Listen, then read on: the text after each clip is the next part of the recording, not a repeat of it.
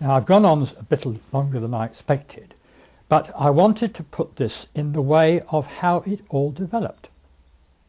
Now, it's perfectly true that there were internationalists, as I am, and many other people are, not just for Europe, but the whole world, who wanted to see international cooperation and not a form of either economic, military, or other domination, which of course can go on behind the scenes a bit. We wanted that. But the Treaty of Rome and its development, and in particular the tool of the so-called common market, which led together to a central legislative body. Oh, and I've forgotten, there's a central court as well. So if there's an argument between the bits of the European so-called community, which is a good word, isn't it? You can go to the European Court of Justice and they will decide who is right and who was wrong. The European Court of Justice, yes. And they had to look at what was in the treaties, or the new treaties, which came bigger and stronger over wider and wider areas of policy and law. And this High Court over the whole of the European community and the whole of the European Union. European Union sounds a better word, community is a good word too, but it wasn't a union at all, because it was a central organisation, a central body of virtual dictatorship, over which some of us had seen and other people have heard. There were great wars in the past. Now, I think I've gone on long enough for an introduction for the moment, except to say that this has been extended over the years. Treaty after treaty has not diminished the central powers of what is in effect a central continental government. They've grown. The words are used quite a lot. The Treaty of Rome I've mentioned. There was the Treaty of Maastricht, the Treaty of this, the Treaty of that. The Treaty of Maastricht put together foreign policy. If you have a single external boundary and a single agricultural policy, which makes all the prices and markets the same, you've got to have a policy, Australia with other countries, with trade, with customs, with anything to do with coming in and out of that boundary, by a single body, single state. And can you change it? Can a party arise in one part of it, or even one nation say, oh, we don't like that? No, you can't. And I think the problem has been that so many good people who like to, like I do, I went to that camp I told you about earlier ago, just after the war, to rebuild the youth camp. We had a school exchange. And I had a school with an exchange with a German boy in a German city. We still keep in touch. And have done for the last 30 or 40 years.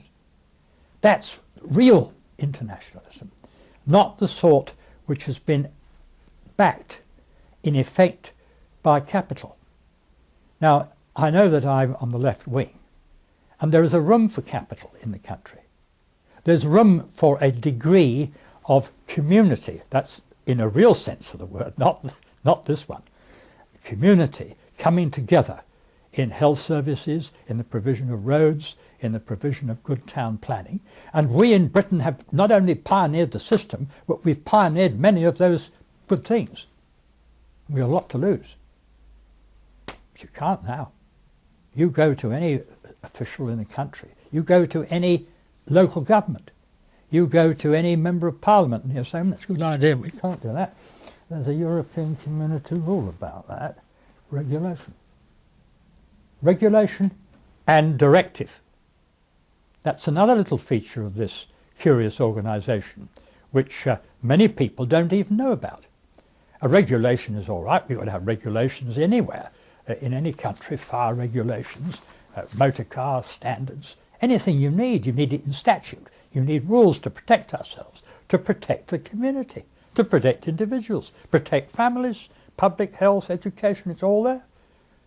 Indeed, the more scientific, cleverer we get, the probably the more you need. But that means standardization within the new European government and the newer European virtually single state insofar as it's gone. But that means a great deal of difficulty, because of course it is not necessarily founded with a whole range of cooperatives which could be encouraged and indeed perhaps even given some advantages under this system. You might think that cooperation and community go together. Oh no, it's got to be done by competition, because that is one of the fundamentals of the Treaty of Rome. Indeed, if you want to put it, and I put it, I think, fairly fairly, on a wide basis, that is the difference between left and right, is it not? I'm not somebody who's a bit on the left of the spectrum to say that we outlaw people having family businesses or even shares in firms, perhaps quite good big ones, as long as they're not too exploitative of their employees and don't get too much profit from some advantage which they've gained. Yes, let there be some competition, of course, but let us keep it under control. At the same time, we don't want public services to be dominated by dictatorial people who says, yes, this will be health, that will be education. We have councils and we have votes and we have discussions and we have that sort of thing. Let's have that balance. But that's not a balance under the rules of the common market, because any one country, you may be able to do it on a Europe-wide basis just about, if they'll allow you to, but no one country can organise its civic basis, taxation. And there are taxes you've got to have because they're Euro taxes, they say you'll have them, and so on and so forth. You can't do that now. So I hope that I've gone long enough now to state facts which I believe cannot be challenged. They may be, and I'd be welcome to perhaps amend the charges which I've made. But speaking almost, well, certainly quite extempore, and the notes that I had down I haven't wanted to look at, because I think a conversational style is probably better for the purposes of the people who've asked me to make this talk. It's probably better than trying to go through the notes and make it a bit more mechanical. And so I'll close on this, ladies and gentlemen, thanking whoever it is who's given me the opportunity to speak to you, whoever you are, to say that subject to any challenge, I should think at least 60 to 70%, and hopefully a bit more, of what I said is not only correct in fact, but also something that you could hardly disagree with. And therefore I hope you'll disagree with the foundations and the actions of this so-called European Union, which I believe has done very much more harm than good and shouldn't do any more harm in the future.